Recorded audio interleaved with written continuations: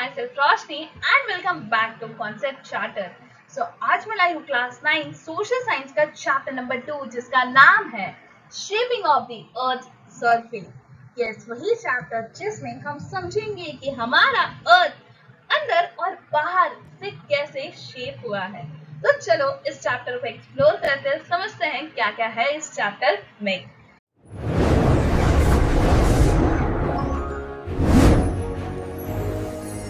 देखो, earth surface is not uniform. ऐसा क्यों कहा है कि अर्थ का सरफेस यूनिफॉर्म नहीं है?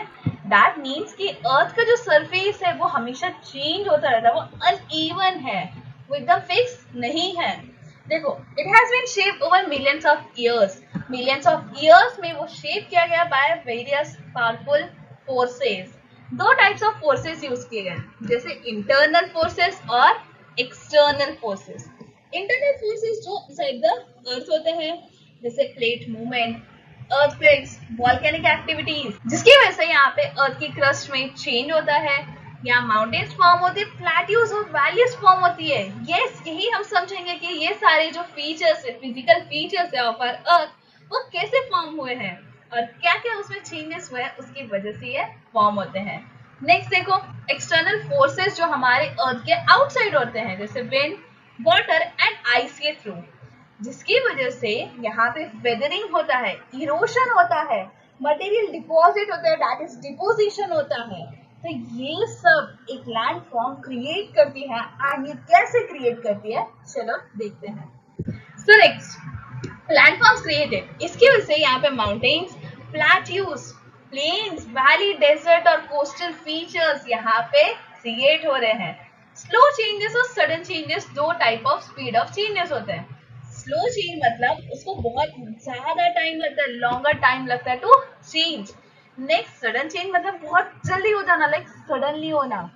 स्लो चेंज का एग्जांपल है gradual wearing away of mountain. जैसे माउंटेन्स पे इरोशंस होते हैं ना, तो वो धीरे धीरे होते हैं, that is slow change. But sudden change में क्या होता है, अर्थक्वेक, वोल्केनिक इरप्शन, ये सडनली होता है, बिना बताए होता है ना.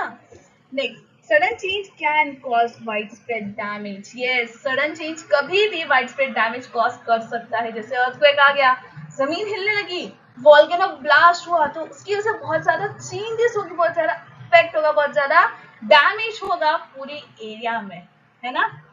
नेक्स्ट देखो, By understanding this process is important. हमें ये प्रोसेस क्यों बताया जा रहा है कि इनसाइड द अर्थ क्या होता है और आउटसाइड द अर्थ क्या होता है. ये हमें बता रहे ताकि हम समझ सके कि कैसा जो अर्थ है अभी जो दिख रहा है वो कैसे फॉर्म हुआ है. मतलब जैसे हमारे मन में डाउट होता है कि माउंटेन्स कैसे फॉर्म हुए, रातों रात हो गए थे, एक बड़ा सा पत्थर आया और गिर गया, वो माउंटेन बन गया? नहीं. लैंडफॉर्म्स कैसे फॉर्म्स होते हैं, डिजास्टर्स कैसे होते हैं, ये सब हमें समझना पड़ेगा. हम ये सारी चीजें हम समझ सके, इसीलिए हम पढ़ते हैं ये processes about the earth. So forces जैसे विंड और एयर ने स्लोली वेयर डाउन किया सॉइल को, जिसकी वजह से वो स्लोपी होते गया. Next, during heavy monsoon the school faces landslide risk. ये जब हैवी मॉनसून होता है तब वो स्कूल, यहाँ पे देखो कैसे ये जो सॉइल है वो रिमूव हो रही है, एंड दिस इज व्हाई यहाँ पे लैंडस्लाइड फेस कर सकते हैं, फेस करती है ये स्कूल. कनेक्शन देखो, knowing how landforms are created help people stay safe in disaster prone areas.